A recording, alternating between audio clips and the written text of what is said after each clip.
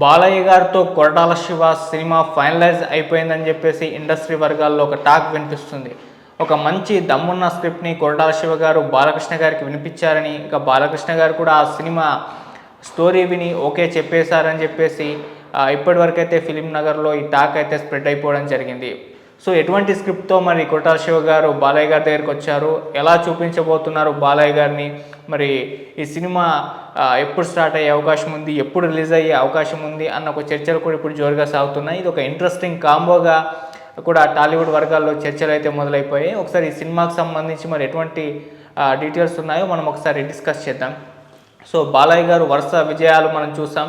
అఖండ తర్వాత వరుస విజయాలు వచ్చేసాయి ఆయనకి. అఖండ కావచ్చు, భగవంత్ కేసరి కావచ్చు, వీరసింహారెడ్డి కావచ్చు, డాకు మహారాజ్ కావచ్చు, ఇలా వరుసగా విజయాలు అందుకుంటున్న ఆయనకి కాస్త అఖండ 2 ఇబ్బంది పెట్టిన విషయం మనకు తెలిసిందే. ఈ సినిమా కంటెంట్ పరంగా మంచి పాజిటివ్ రెస్పాన్స్ వచ్చినప్పటికీ కమర్షియల్గా ఆశించినంత స్థాయి ఫలితాన్ని అయితే ఇవ్వలేదు. అంటే ఈ సినిమా బిజినెస్ భారీగా జరిగిపోవడంతో, ఆ స్థాయిలో ఆ సినిమాని ప్రమోట్ చేయకపోవడంతో, 12 రేంజ్లో బిజినెస్ చేసిన ఆ సినిమాకి 12 రేంజ్లో దీన్ని ప్రమోట్ చేయలేకపోయారు. సో అక్కడ కాస్త దెబ్బ కొట్టింది. ఈ సినిమాకి వచ్చిన వసూళ్ళన్నీ కూడా 2 తెలుగు రాష్ట్రాల నుంచి రావడం, అది బాలయ్య గారి మార్కెట్ కంటే ఎక్కువ వసూళ్లు సాధించి పెట్టినప్పటికీ ఆ సినిమాకైనా బిజినెస్ పరంగా కాస్త నష్టాలను అయితే మిగిల్చింది. అలా బాలయ్య గారి అఖండ 2 కంటెంట్ పరంగా పాజిటివ్ రెస్పాన్స్ వచ్చినప్పటికీ కమర్షియల్గా అయితే విజయాన్ని అయితే అందించలేదు. ఇక ఆ తర్వాత ఆయన వీరసింహారెడ్డితో ఒక బ్లాక్ బస్టర్ విజయాన్ని అందించిన గోపీచంద్ మల్లేని గారికి ఆయన తన డేట్స్ ఇవ్వడం జరిగింది.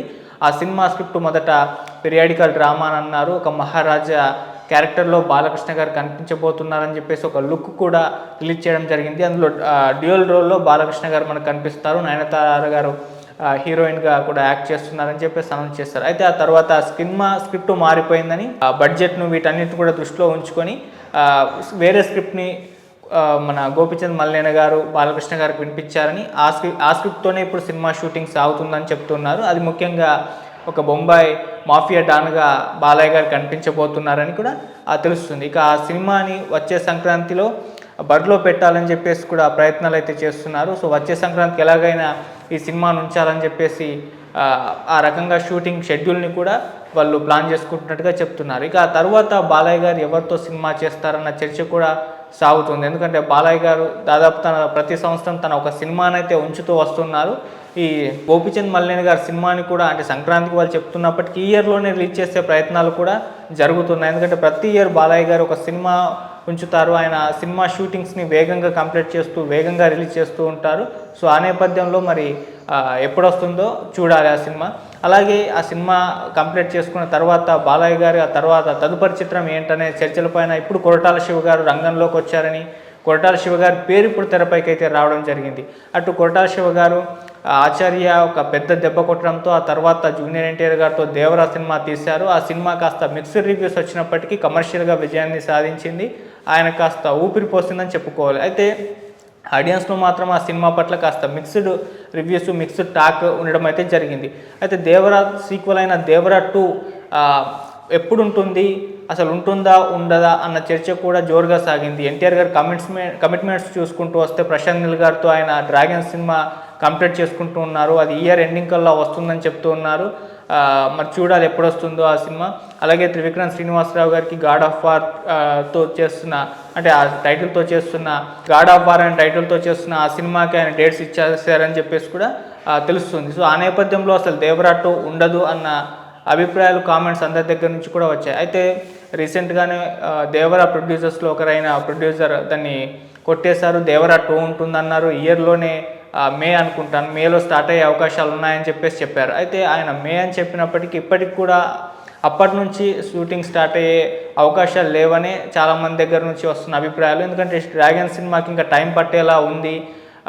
సో ఆ సినిమా షూటింగ్ కంప్లీట్ అయిపోవాలి, ఆ తర్వాతే ఎన్టీఆర్ గారి డేట్స్ మిగులుతాయి, తర్వాత త్రివిక్రమ్ గారితో సినిమా ఎప్పుడు ఉంటుంది, ఇవన్నీ కూడా కొంత గందరగోళం ఉన్న నేపథ్యంలో కొరటాల శివ గారి దేవరా 2 కాస్త జాప్యం అయ్యే అవకాశాలే ఉన్నాయన్న అభిప్రాయాలు చాలామందిలో కలుగుతుంది. సో ఇదే అభిప్రాయంతో కొరటాల శివ గారు కూడా ఎందుకు ఒక సినిమా చేసేస్తే ఈ గ్యాప్లో బాగుంటుందని ఒక స్క్రిప్ట్ రెడీ చేసుకొని బాలయ్య గారి దగ్గరికి వెళ్ళారనేది ఒక మంచి దమ్మున్న స్క్రిప్ట్ అని, బాలయ్య గారి ఇమేజ్ని దృష్టిలో ఉంచుకొని రాసుకున్న స్క్రిప్ట్ అని చాలామంది అంటే ఒక టాక్ బయటకు వచ్చేసింది. సో అటు బాలయ్య గారు కూడా ఆ స్క్రిప్ట్ని ఓకే చేసి తొందరలో పట్టాలెక్కించే ప్రయత్నాలు కూడా చేస్తున్నారని ఇండస్ట్రీ వర్గాల్లో అయితే వినిపిస్తుంది. అయితే ఆ సినిమా ఎప్పుడు పట్టాలెక్కుతుంది అనేది ఇంకా అఫీషియల్ అనౌన్స్మెంట్ అయితే చేయలేదు, కానీ బాలయ్య గారి మొత్తం ఇమేజ్ని దృష్టిలో ఉంచుకునే ఆ సినిమా ఉంటుందని మాత్రం చెప్తూ ఉన్నారు. ఇక ఆ సినిమా తర్వాత అటు దేవరా 2 ఉంటుందని ఇప్పటి వరకు ఉన్న ఇన్ఫర్మేషన్.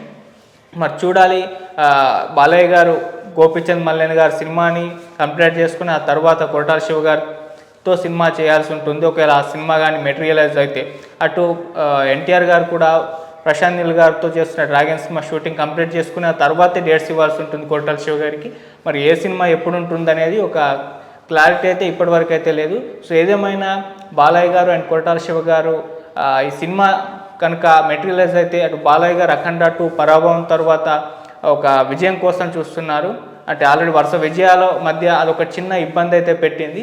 సో అది ఇప్పుడు గోపీచంద్ మల్లేని గారి సినిమాతో ఒక బ్లాక్ బాస్టర్ విజయం దిశగా అడుగులు వేస్తున్నారు. ఇక అటు కొరటాల శివ గారికి ప్రీవియస్ అంటే కొరటాల శివ గారు ఏంటి అనేది అందరికీ తెలిసింది. ఎన్నెన్ని విజయాలు చూస్తారు. ఆచార్య ఆయన దెబ్బ కొట్టింది.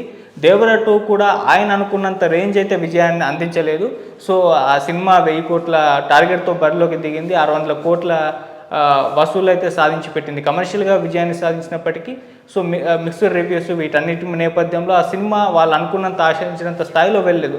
సో ఇప్పుడు కొరటాల శివ గారికి ఒక కంబ్యాక్ అవసరం. ఒక తన తన స్టామినా ఏంటో అందరికీ తెలిసిందే. మరొకసారి గుర్తు చేయాలన్న ఆలోచనలో ఇప్పుడు బాలయ్య గారితో సినిమా చేస్తున్నారని తెలుస్తుంది.